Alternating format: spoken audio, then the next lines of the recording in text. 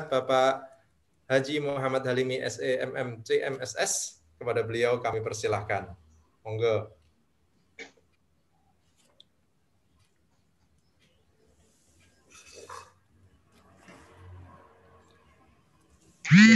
Masih di mute Pak Halimi.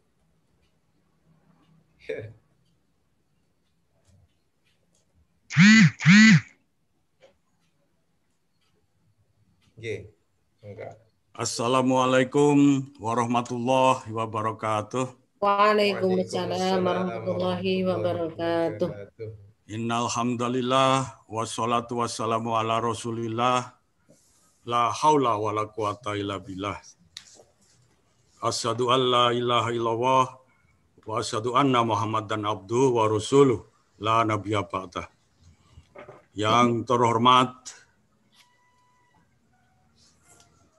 sesepuh, para pinisepuh ini Yayasan Bina Insan Mulia, yang terhormat Ibu Ketua dan Wakil Ketua, serta para Kaprodi, dan yang istimewa ini Pak Syafi'i, host kita yang selalu dengan wajah ceria, optimis ini mendampingi kita semuanya. Puja dan puji syukur kita panjatkan kepada Allah Subhanahu wa Ta'ala, Tuhan yang esa, yang tiada sekutu baginya, tempat kita menyembah dan tempat kita memohon pertolongan.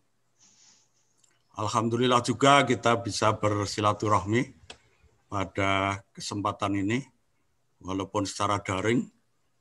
Ini juga ada juga ini Pak, saya lihat tadi Pak Safruddin Zubair, ini Ustadz saya ini di bimbingan haji, dan juga barangkali juga beberapa yang tadi kita lihat yang semuanya adalah sahabat-sahabat dan ustadz saya di bidang tertentu. Mudah-mudahan silaturahmi kita walaupun secara daring ini ya bisa membawa manfaat, menambah rezeki dan memperpanjang usia kita. Amin, amin, Allahumma amin. Amin.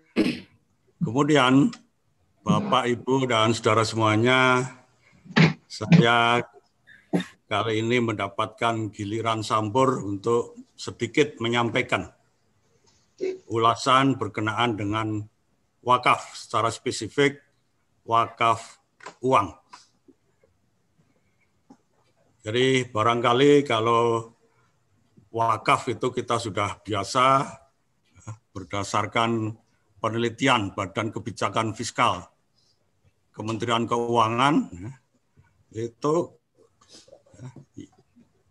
yang namanya kalau wakaf itu hampir semua orang sudah tahu, sudah pernah dengar paling tidak. Tetapi kalau yang namanya wakaf uang, nah ini ternyata literasi maupun inklusifnya itu sangat rendah. Jadi bahkan dari laporan dari BKF, kebetulan anak saya kerja di sana, yang membuat juga penelitian tentang ini, wakaf uang, itu dari 783 responden yang disurvei, itu sebagian besar tidak tahu, bahkan belum pernah mendengar apa itu wakaf uang, dan namanya nazir aja belum pernah mendengar. Tapi kalau wakaf, mereka itu sudah pernah mendengarnya apa itu wakaf.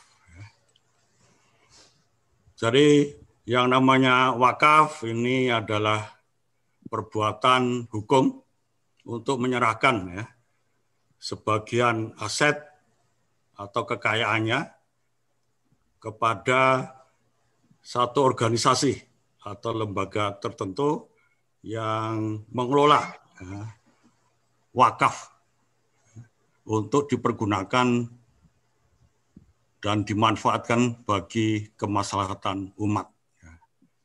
Jadi kurang lebih seperti itu, bisa untuk rumah ibadah, sekolah, maupun untuk fasilitas umum yang lain, yang tentu saja sesuai dengan syar'i. Ini adalah wakaf. Dan wakaf uang itu adalah wakaf yang berupa uang. Jadi prinsip wakaf ini kan pokoknya tidak boleh berkurang. Ya. Kita biasanya wakaf itu ya tanah, properti, ya. Tidak boleh dijual dan seterusnya.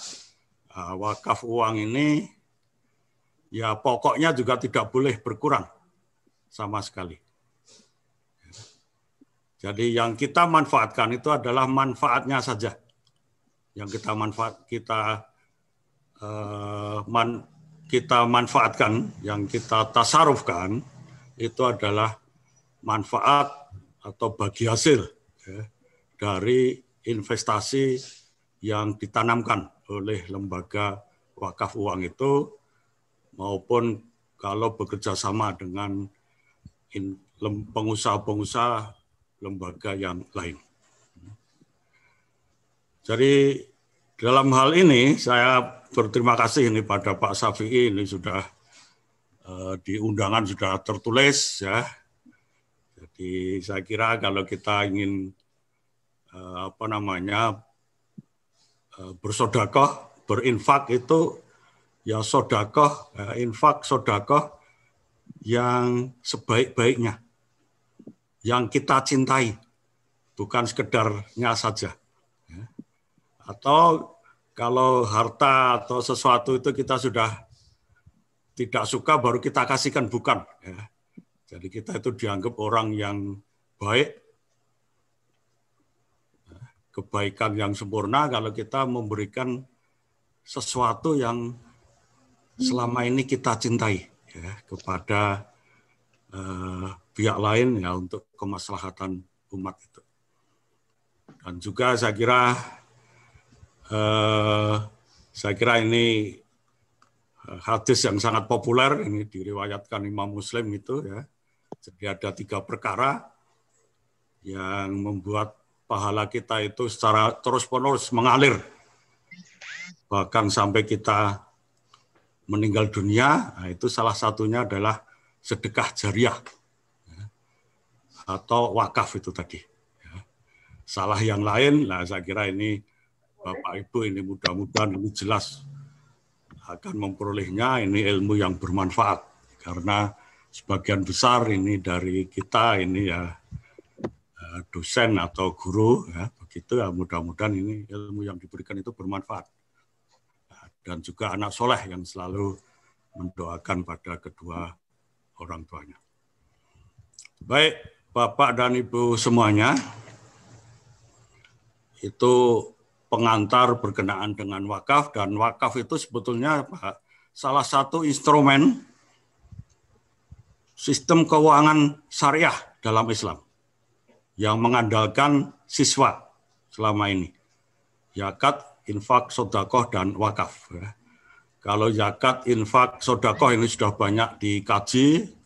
Yang wakaf, khususnya wakaf uang ini yang memang masih kurang ya dikaji, apalagi didalami dan disosialisasikan, diedukasikan kepada masyarakat. Baik, ini konteksnya dengan bagaimana wakaf uang ini bisa berkontribusi terhadap pengentasan kemiskinan ya di Indonesia khususnya. Jadi kita lihat dulu ya apa yang dinamakan kemiskinan atau orang miskin itu seperti apa. Jadi yang dinamakan orang miskin ya atau kemiskinan itu sebetulnya didasarkan atas ukuran tertentu, yaitu didasarkan atas kebutuhan fisik minimum ya, dari seseorang atau sekelompok orang tersebut. Sebagai hak dasar dari setiap orang untuk bisa survival, itu hak yang mendasar ya bagi setiap orang untuk bisa hidup dan hidup yang layak.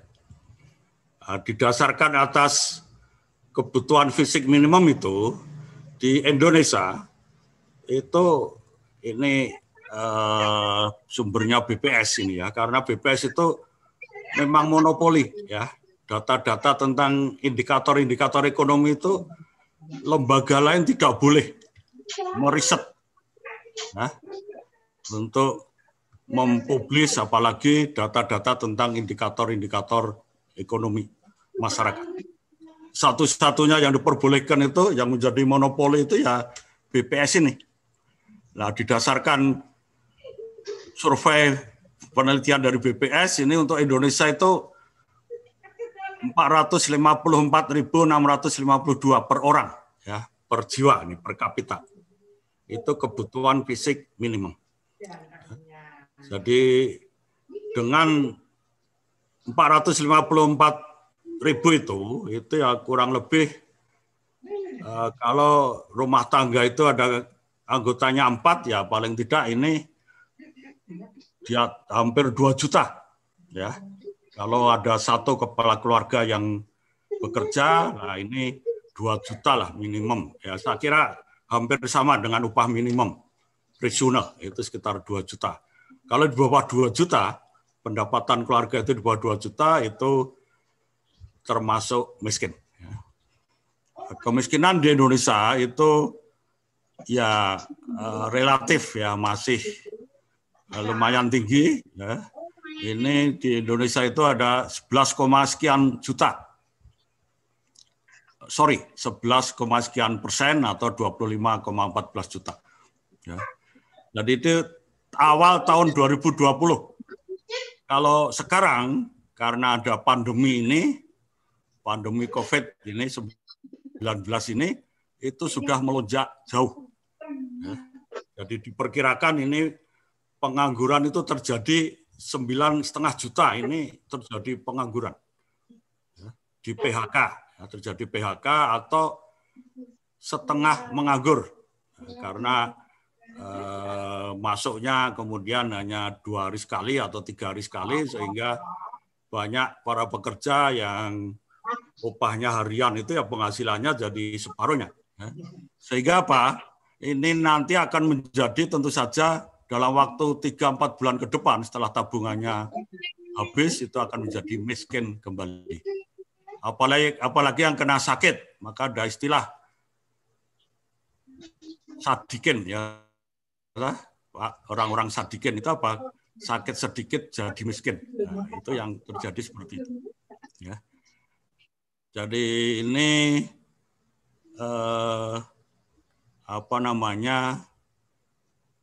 masalah kemiskinan di Indonesia. Kita coba lihat dengan DIY. Karena kita berada di daerah istimewa Yogyakarta, ini Nyunsewu Pak Safi ini DIY ini, indikator DIY. Lah di DIY itu kalau tidak keliru, nah ini ada data dari DIY itu ukuran kemiskinan itu lebih rendah dari rata-rata Indonesia. Jadi DIY itu kalau tidak keliru 484.000 per orang. Di bawah itu dianggap miskin. Ya. Kemudian juga tingkat kemiskinan di DIY itu lebih tinggi dari secara nasional. Jadi ada 11, sekian persen. Ya, 11, sekian persen itu miskin. Jauh ya lebih 2% lebih dari tingkat kemiskinan nasional. Tetapi ini yang perlu kita syukuri, tingkat hidup, harapan hidup manusia DIY, orang Jogja, itu jauh lebih tinggi dari harapan hidup rata-rata Indonesia. Bahkan tertinggi di Indonesia. Jadi yang laki-laki itu bisa sampai tahun 76 tahun lebih ya. Sorry. Yang perempuan itu 76 tahun lebih, yang laki-laki bisa sampai 73 tahun. Jadi itu sudah barangkali 10 tahun di atas usia Rasulullah gitu ya, bonusnya tinggi sekali. Jadi ini mungkin ciri khasnya orang Jogja yang adem ayem, empuk, iyop, sabar, tawakal, sareh, selalu senang dan gembira. Itu mungkin ini yang membuat harapan hidup orang Jogja itu menjadi tinggi walaupun miskin. Tingkat kemiskinannya itu rata-rata di bawah rata-rata Indonesia ya. Tetapi ya miskin tapi tetap gembira ya, tetap bahagia itu Yogyakarta itu begitu. Baik Bapak dan Ibu semuanya, jadi kembali ke sistem keuangan Islam tadi itu kita mengandalkan sebetulnya siswa. Ya, dalam keadaan normal itu cukup dengan zakat, infak, sedekah, wakaf, dan tentu saja pendapatan lain-lain dari negara. Ya.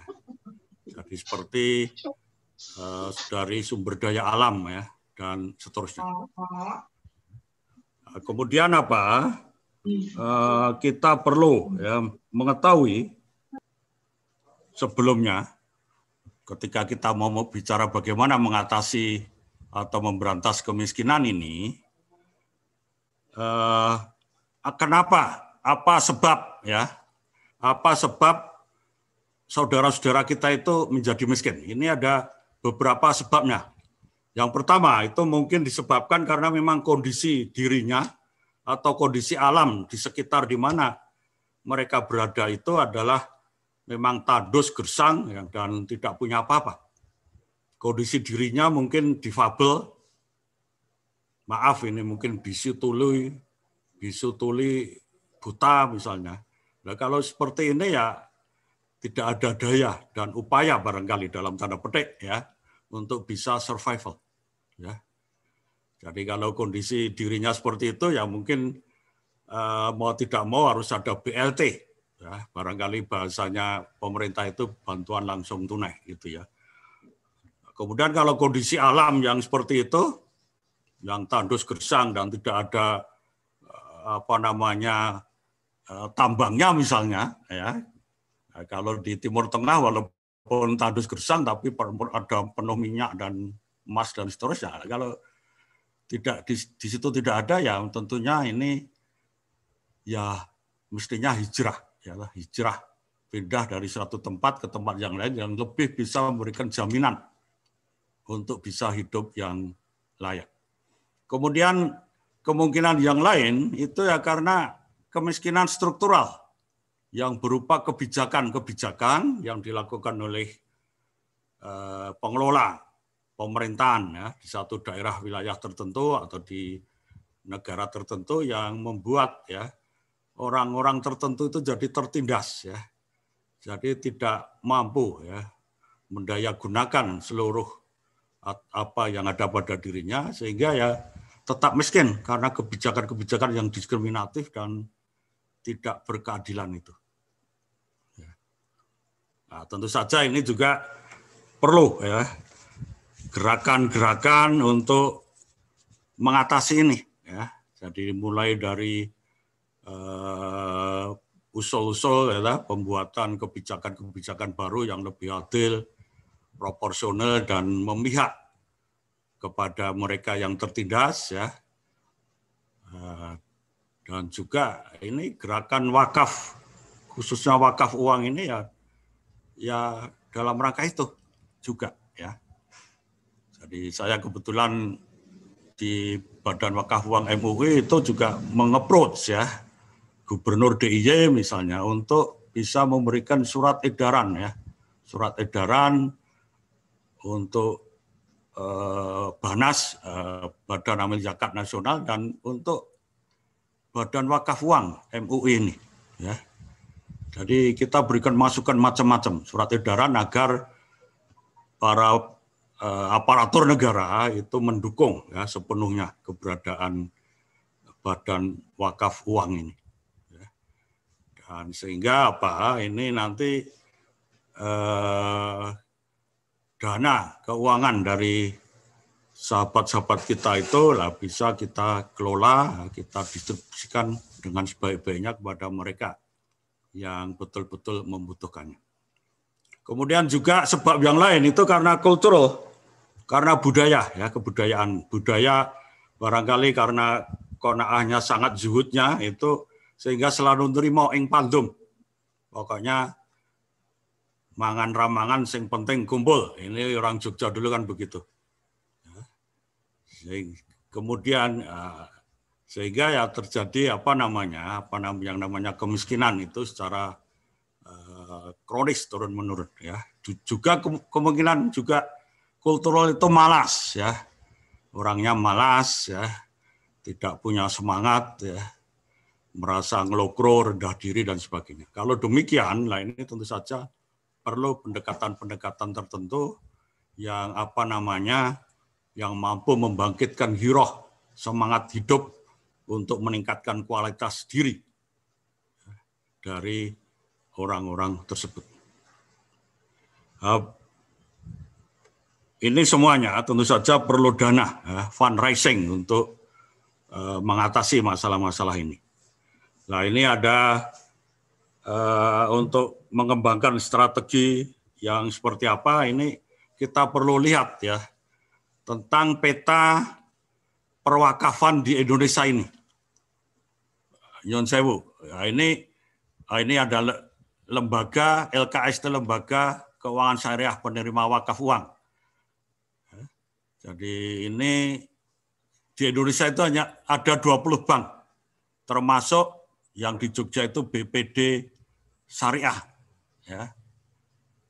Karena apa? Karena kita Badan Wakaf Uang MUI itu ya bekerja sama dengan BPD Syariah ini ya untuk menerima wakaf uang ini. Tapi kemudian ini yang pengetahuan saya belakangan ini banyak lembaga-lembaga keuangan syariah itu yang audiensi ke MUI, salah satunya itu BMT Beringharjo, karena yang boleh menerima wakaf itu adalah lembaga keuangan syariah perbankan. Karena apa? Di undang-undang itu jelas ya disebutkan begitu, karena perbankan itu dijamin ada lembaga penjamin simpanan. Jadi tidak mungkin kecuali Allah yang memungkinkan gitu ya. Itu simpanan kita, apakah itu simpanan mudharabah atau yang lain di bank itu tidak akan hilang, dijamin oleh LPS atau pemerintah tersebut. Kalau BMT kan siapa yang menjamin gitu ya. Ini kan belum ada ini LPS-nya. Tapi saya tidak tahu ini, nanti saya akan konfirmasi lebih lanjut, katanya BMT Beringharjo dan beberapa yang lain juga bisa menerima wakaf uang ini. Tapi itu sesuai dengan peraturan perundangan yang berlaku atau tidak. Jadi kalau kita semuanya mestinya ya secara konstitusional, ya, secara agama jelas itu wakaf uang itu diperbolehkan, dipersilahkan oleh fatwa MUI tahun 2002, dan kemudian secara konstitusional itu jelas kuat sekali landasannya, yaitu berdasarkan Undang-Undang Wakaf tahun 2004. Ya.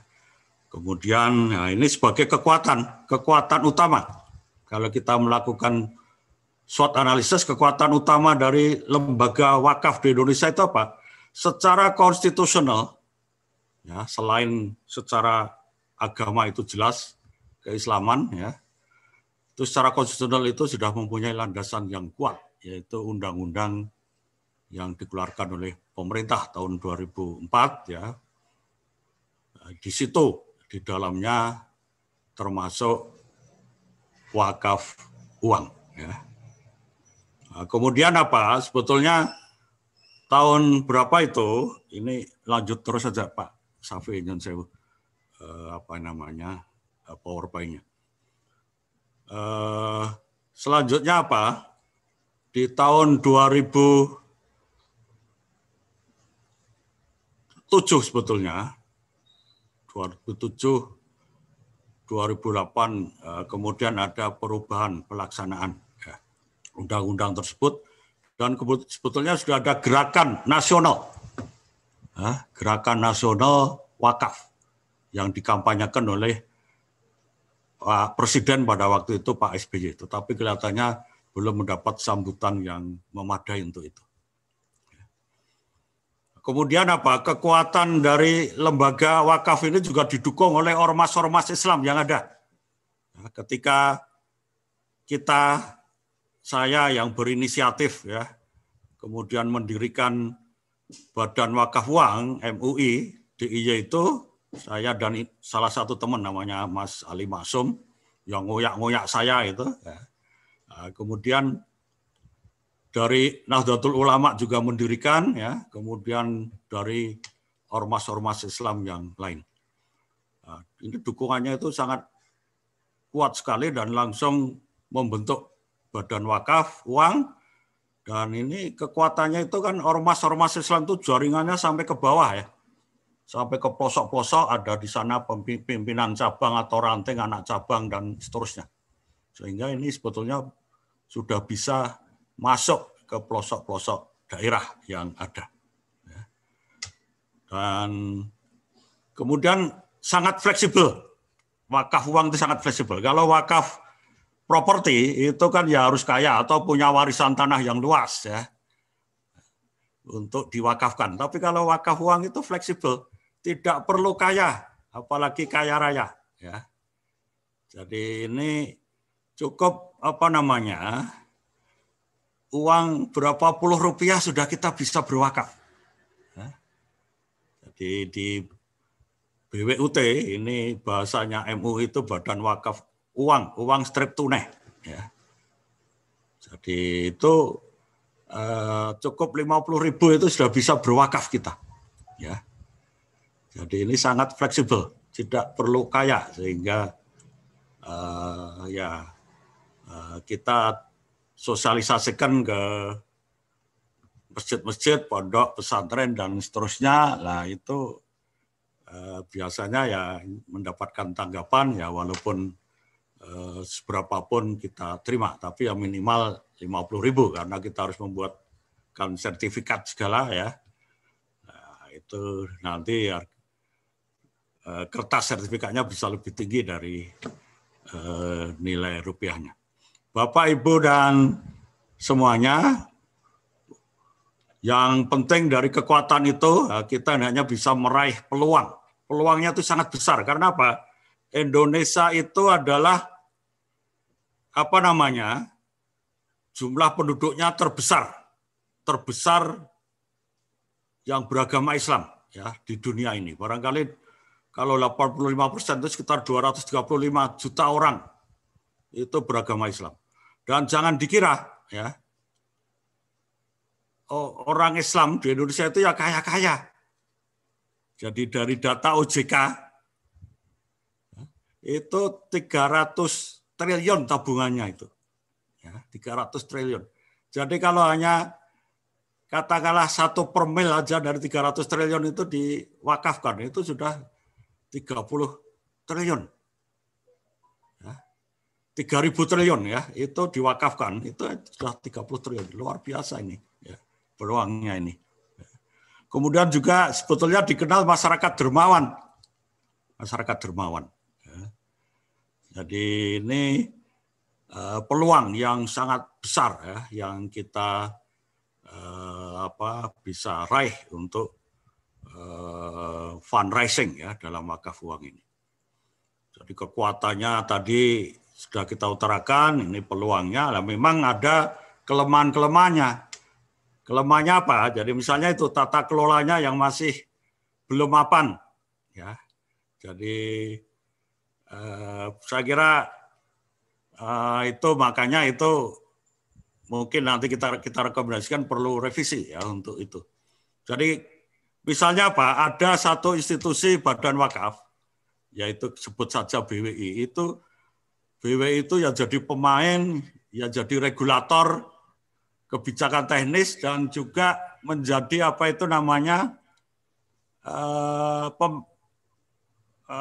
wasit. Ya, jadi ya pemain, ya regulator, ya wasit. Nah ini saya kira ya tidak fair ya. Kemudian satu lagi ini yang membuat barangkali hirohnya kurang. Itu itu insentif dalam undang-undang itu kalau zakat berbeda dengan zakat ya. Jadi kalau zakat itu kan langsung amil zakat itu dapat 12,5% karena 8 asnaf paling tidak 12,5% ya. 10% atau 12,5% dari keseluruhan pokok zakat. Jadi kalau dapat 100 miliar yang dipakai untuk amil, untuk honor, insentif pengelolaan operasional itu ya 12,5 miliar. Tapi beda dengan zakat. Beda dengan wakaf uang. Wakaf uang itu pengelola wakaf itu hanya dapat 10%. Dari mana? Dari manfaat wakaf. Dari manfaat keseluruhan wakaf yang ada.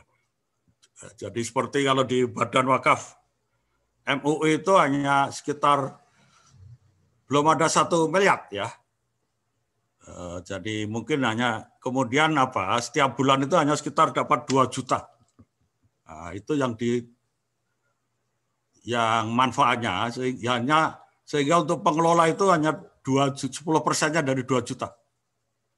Jadi hanya 200.000. Ini untuk bayar gaji karyawan saja tidak ada, sehingga ya kita ini masih kelihatannya ini direktur, wakil direktur, tapi ini ya malahan ya kita urun-urunan ya, masih tombok untuk membayari beraneka macam kegiatan maupun operasi yang ada. Nah, sehingga ini saya sambil guyon-guyon. Jadi pengelola badan wakaf itu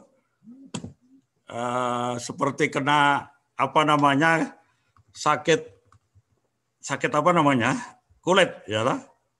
Jadi kusam, kurang semangat. Jadi kurang semangat. Ini kusam, kurang semangat. Kemudian kutil, kurang teliti. Ya, kemudian ada istilah saya, ini kudes, kurang disiplin. Ya, kemudian kukul itu kurang kuliah. Sehingga banyak yang ya karena tidak ada insentif yang memadai, hanya merekrut tenaga seadanya, sehingga ya pengetahuannya tentang manajemen dan ekonomi syariah itu kurang.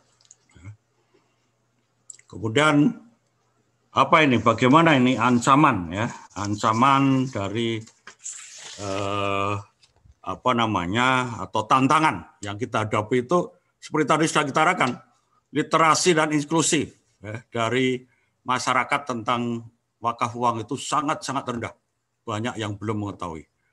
Kemudian ekosistem yang belum mendukung secara memadai ya, karena memang ya pendukung ekonomi syariah itu masih sedikit sekali, ya, masih sedikit sekali. Yang betul-betul kita berekonomi itu harus berekonomi sesuai dengan syariah yang ada. Kemudian ini yang lebih menggetarkan hati lagi, ini tren kehidupan yang sekuler, yang non teis, yang ini menggerogoti, ya, kedermawanan kita, yaitu karena ya egois, individualis ya, yang sekarang saya kira terus berkembang ini. Jadi dari SWOT analisis itu, ya, peluangnya begitu besar, ya kekuatannya juga besar, walaupun kelemahannya juga banyak sekali, dan tantangannya juga luar biasa, maka kita bisa mengembangkan ini strategi dasar atau generic strategi. Strategi umumnya apa? Ya kita menggerakkan kekuatan yang ada semaksimal mungkin untuk menghilangkan ya, kelemahan dan menghadapi ancaman dalam rangka meraih peluang sebesar mungkin. Strategi detailnya lah itu misalnya ya kita menghilangkan kelemahan. Kelemahannya apa tadi? Pengelola pengurus yang tidak profesional, yang kena penyakit kulit sekali tadi itu, ya, kita harus bangkitkan semangatnya, kita ganti ya tenaga-tenaga yang profesional, karena selama ini lihat aja, tapi sekarang sudah mulai ada perubahan. Pengurus Badan Wakaf Indonesia misalnya itu para pejabat yang tidak pernah barangkali jarang memikirkan Badan Wakaf, karena beliau sudah menjadi kepala dinas, kepala ini itu dan sebagainya, ya hanya untuk sambilan saja. Kalau toh sudah pensiun, sudah tua, jadi kemampuannya sudah berkurang, ya, nah, sehingga tidak punya gerak, ya, sedikit, ya, tidak punya gerak apapun atau hanya sedikit geraknya. Nah, ini perlu direstrukturisasi, direformasi, ya. Dan saya kelihatannya sekarang sudah mulai nih semuanya pakai seleksi-seleksi yang ketat ini ya. Sekarang BWI sedang menyeleksi, BWI pusat ini untuk komisioner BWI ini ya. Jadi kelemahan itu kita hilangkan, ya. Kemudian perlu tata kelola yang lebih baik, ya, yang lebih baik. Misalnya itu insentif yang lebih memadai dan seterusnya, dan juga meningkatkan keterampilan dan pengetahuan para pengelola, ya. Kemudian juga ini yang penting mengkampanyekan, ya, wakaf, khususnya wakaf uang itu ke segenap masyarakat, ya, sampai ke tingkat yang paling bawah, ya. Jadi kampanye besar-besaran, perlu gerakan nasional wakaf ini. Kemudian juga ya undang-undangnya tadi ya kalau perlu ini ya saya kira ya perlu dibenahi di sana sini gitu ya.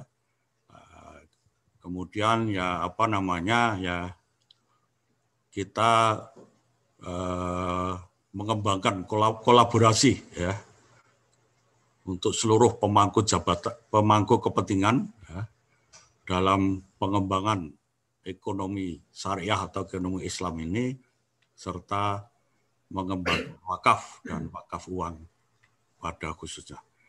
Demikian, wabillahi taufik wal hidayah, kurang lebihnya saya mohon maaf. Saya akhiri, mungkin ini sudah jamnya, saya lihat jam terus, ini sudah jam pas, jam 6.45, lebih 1 menit ini. Jadi barangkali ada komentar, pertanyaan, atau penajaman dari apa yang sudah kami sampaikan dalam waktu yang singkat ini. Terima kasih. Wassalamualaikum warahmatullahi wabarakatuh. Waalaikumsalam warahmatullahi wabarakatuh. Terima kasih atas pencerahan-pencerahan materi-materi yang disampaikan oleh Bapak Haji Muhammad Halimi. Menarik sekali tadi tentang mengembangkan wakaf uang untuk memberantas kemiskinan dan berbasis riset-riset yang begitu detail. Tentu ini tetap memancing pertanyaan-pertanyaan untuk bisa dikaji lebih dalam, meskipun waktunya sangat terbatas, tapi mudah-mudahan nanti cukup bisa memberikan pendalaman-pendalaman dan penajaman sebagaimana yang disampaikan Pak Halimi ya. Nah, ini pertanyaan, ada juga yang sudah masuk di kolom chat yang ada di di Zoom ya, ada di Zoom, dan juga nanti monggo Pak Adi sama Bu Umi, terus kemudian ada Bu Somiaton, wah laris manis ya. Nah, itu ada juga yang bertanya di chat, tapi sebetulnya dia ada di dalam sini gitu ya. Ada namanya Bu Anggi, itu dari SDIT Salsabila Klasman itu ya. Nah, mungkin yang pertama kita coba berikan kesempatan kepada Bu Anggi dulu nggih. Bu Anggi dulu dari SDIT Salsabila. Silakan Bu Anggi menyampaikannya boleh. Menyampaikannya langsung boleh. Ya, langsung. Silakan. Assalamualaikum warahmatullahi wabarakatuh. Waalaikumsalam warahmatullahi wabarakatuh. Maaf izin bertanya Pak, terkait saya pernah lihat pamflet di jalan itu, tulisannya begini, beli kapling surga 200.000 per orang. Nah itu dalam bentuk wujud pembangunan masjid. Apakah itu termasuk dalam wakaf uang atau tidak? Atau hanya sekedar itu? Nyatan Pak, matur nuwun. Wassalamualaikum warahmatullahi wabarakatuh. Ya, matur nuwun. Waalaikumsalam warahmatullahi wabarakatuh. Langsung apa sekaligus nanti? Kalau langsung ini itu berbeda. Itu tidak termasuk wakaf uang yang kita masukkan. Itu wakaf melalui uang namanya. Jadi ini kebanyakan pembangunan masjid atau sekolah atau apa itu selalu menyatakan dirinya mengkampanyekan ini wakaf tunai. Nah, ini dalam konteks itu sebetulnya wakaf melalui uang. Uang itu kemudian dirubah menjadi pasir atau semen atau batu bata atau yang lain kemudian dipakai untuk membangun masjid tersebut. Itu termasuk wakaf ya properti, tapi tidak repot kalau membeli bata sendiri atau pasir atau semen, nanti semennya berbeda dengan yang lain dan sebagainya, maka diwujudkan aja dalam bentuk uang, kemudian diserahkan panitia untuk membelikan bahan-bahan material untuk itu semuanya. Demikian, matur nuwun. Terima kasih. Bu Anggi, terima kasih atas pertanyaannya. Berikutnya kita langsung masuk ke pertanyaan yang akan disampaikan oleh Bu Umi dan Pak Adin, J. Monggo. Ya. Itu jadi satu. Saya dulu. Baik, terima kasih. Ampun rebutan. Assalamualaikum warahmatullahi wabarakatuh. Waalaikumsalam. Warahmatullahi wabarakatuh. Menarik sekali pembahasan pagi ini. Terima kasih Bapak Halimi. Ini membuka wawasan kita semua di sini. Bahkan termasuk pada pertanyaan tadi ternyata belum termasuk kategori wakaf uang ya. Ini pertanyaan saya entah termasuk wakaf uang atau tidak, nanti juga saya mohon pencerahannya. Yang saya ingin tanyakan terkait dengan dari yang Bapak sampaikan tadi, penerima zakat wakaf uang itu kan kalau bank hanya ada sekitar 20 tadi. Tapi kenyataannya saya melihat justru banyak sekali lembaga yang siap menerima gitu meskipun tidak mencanangkan sebagai penerima wakaf uang. Salah satunya di lembaga kami gitu. Kalau ada orang yang mau wakaf berupa uang, menerimanya dengan tangan terbuka sekali gitu. Kami terima dengan senang hati. Nah, pertanyaan saya, karena di lembaga-lembaga tersebut, seperti lembaga kami, itu memang tidak ada secara khusus mengelola wakaf. Tapi orang menitipkan atau berwakaf berupa uang dan kemudian kita wujudkan dalam bentuk bangunan misalnya. Pertanyaannya, bagaimana cara kami mengelola yang semacam itu? Apakah juga kita berikan semacam tadi ada hak sekian persen untuk yang penerima wakaf, meskipun mau dikasihkan ke lembaga atau diterima, itu kan sudah terlepas dari yang jelas kewajiban bagi kami, misal sebagai pimpinannya, sebagai lembaga itu seperti apa. Terima kasih. Monggo Pak Adi. Pertanyaan saya banyak, nanti waktunya nggak cukup, saya pikir nggak jadi aja. Ya, matur nuwun Bu Umi. Jadi ya itu sebetulnya apa? Ya tergantung dari institusi yang bersangkutan. Ini secara substansial, tapi sebetulnya secara yuridis ya, formal konstitusional itu sebetulnya tidak berhak menerima wakaf itu ya. Jadi secara legal formal. Ya. Jadi dengan demikian itu sebetulnya yaitu ya kegiatan secara esensi mungkin itu bisa dikatakan wakaf, ya. Tetapi secara legal formal itu tidak punya landasan hukumnya secara yuridis konstitusional. Jadi kalau yang legal formal yang namanya lembaga wakaf atau badan wakaf harus ya tercatat ya di dalam Kementerian Hukum dan HAM dan juga di Kementerian Agama, Dirjen Wakaf gitu, sebagai lembaga wakaf yang resmi, yang formal. Jadi kalau uang yang diberikan itu sebetulnya itu yang tadi sudah kita utarakan, itu wakaf melalui uang. Ya. Jadi itu bukan wakaf uang. Kalau wakaf uang itu yang dikelola uangnya. Jadi ada uang berapa, atau bahasa yang sederhana itu ada dana abadi. Dana abadi itu tidak boleh berkurang sama sekali. Yang dimanfaatkan hanya atau tasarufannya itu hanya manfaatnya. Jadi kalau itu kita investasikan di bank syariah, ya harus bank syariah, harus syariah. Itu bagi hasilnya itu yang kita tasarufkan. Bagi hasilnya itu 10% itu ya dibagikan didistribusikan kepada mereka yang betul-betul membutuhkan untuk itu. Jadi itu hanya kecil sekali. Tadi kita utarakan kita punya 1 miliar dana abadi itu per bulan hanya sekitar dapat 2 juta ya. Sekarang kan bagi hasilnya rendah sekali.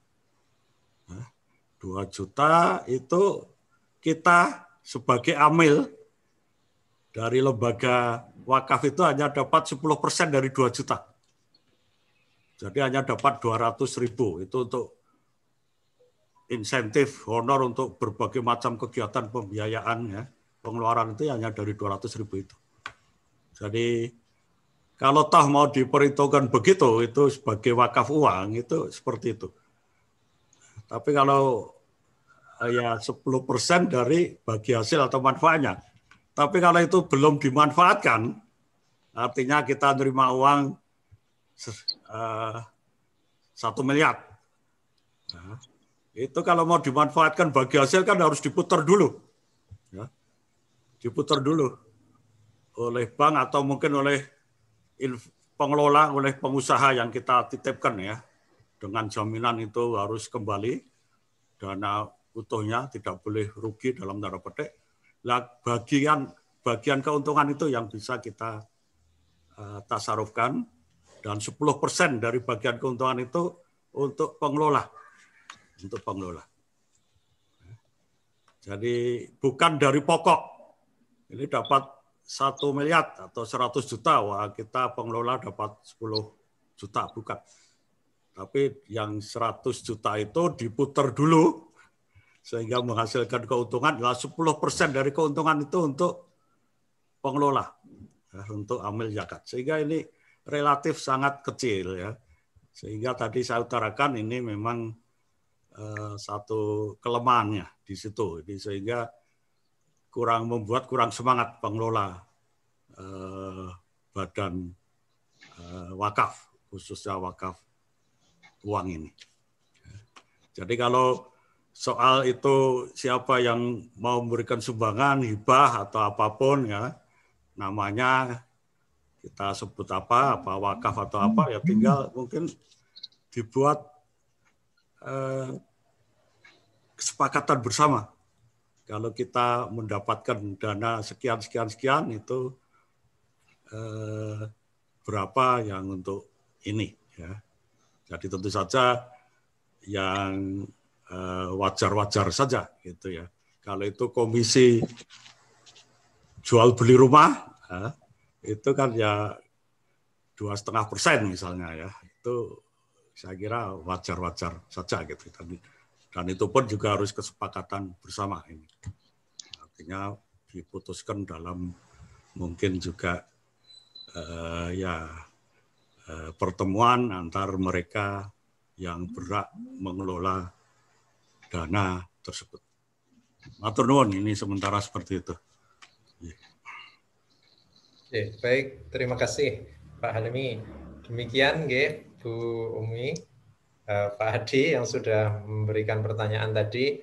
Nah, ini sebetulnya masih ada satu pertanyaan di kolom chat ya. Bagaimana prosedur untuk mendapatkan dana wakaf uang? Ini mungkin bisa dijawab singkat. Ya, secara singkat.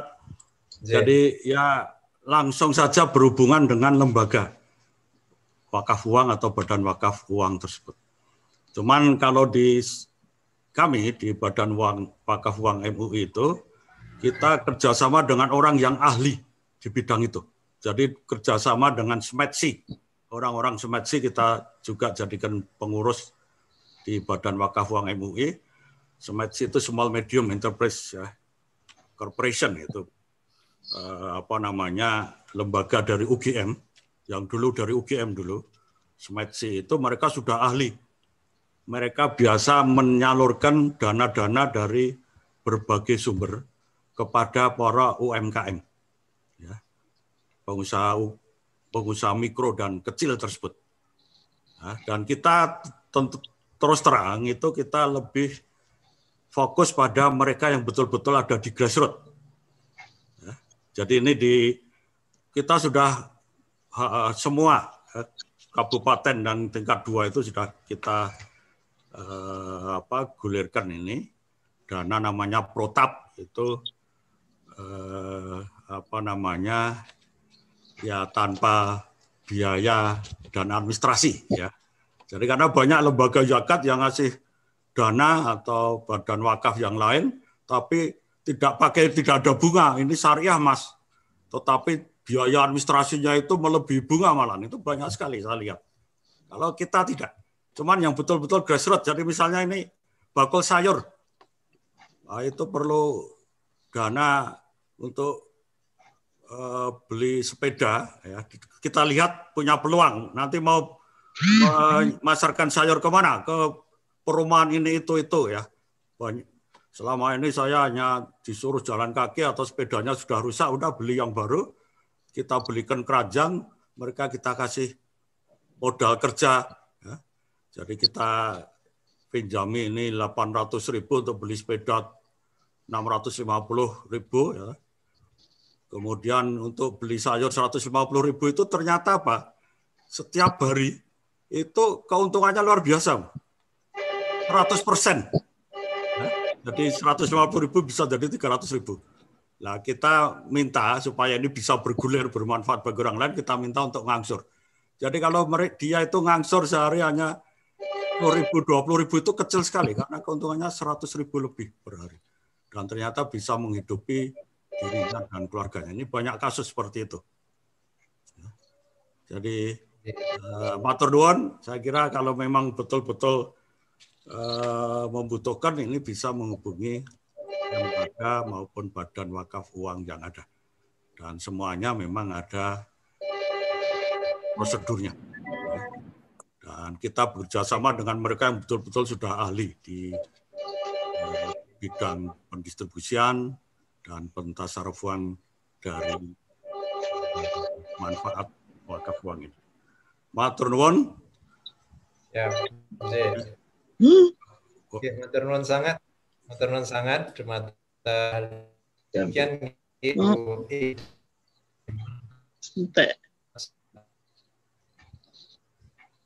Bisa.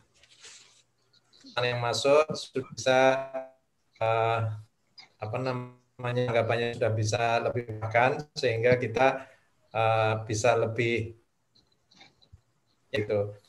Bapak Ibu, mohon maaf ini karena waktunya sudah jam 7 ya. Kalau di laptop saya jam 7:03, tampaknya ini kalau misalnya membuka pertanyaan lagi tidak memungkinkan waktunya, maka ini adalah sudah ada di penghujung acara. Kami ucapkan terima kasih yang sebesar-besarnya kepada Bapak Haji Muhammad Halimi yang sudah meluangkan waktu, sudah memberikan pencerahan terhadap kita semua terkait dengan tema kita yang sangat menarik, mengembangkan wakaf uang untuk memberantas kemiskinan. Dan juga terima kasih kepada seluruh partisipan, baik yang di Zoom maupun yang bergabung menyaksikan via YouTube. Mudah-mudahan apa yang sudah kita saksikan ini senantiasa memberikan manfaat, memberikan pahala kepada kita semuanya. Amin ya rabbal alamin. Dan marilah kita bersama-sama akhiri agenda kita ngaji online yang ke-18 ini dengan membaca doa kafaratul majelis dan hamdalah. Subhanakallahumma wa bihamdika asyhadu an la ilaha illa anta astaghfiruka wa atubu ilaik. Sekian, mohon maaf apabila ada kekurangan. Insya Allah kita akan berjumpa lagi pada kajian online yang berikutnya bersama Ibu Dr. Hibana Yusuf. Ya, beliau adalah dosen dari UIN Sunan Kalijaga yang akan banyak membahas tentang bagaimana menanamkan nilai-nilai spiritual pada diri anak. Insya Allah ngaji online yang ke-19 akan kita lakukan minggu depan. Mudah-mudahan tidak ada halangan. Dan dari saya sebagai host, sebagai moderator, mohon maaf apabila ada salah-salah. Saya akhiri. Assalamualaikum warahmatullahi wabarakatuh. Waalaikumsalam warahmatullahi wabarakatuh. Matur nuwun Pak Halimi. Matur nuwun Bapak Ibu semua. Alhamdulillah lancar. Lihat keseluruhan dulu aja sesuai. Keseluruhan dulu sampai aku bisa kayak presensi ini.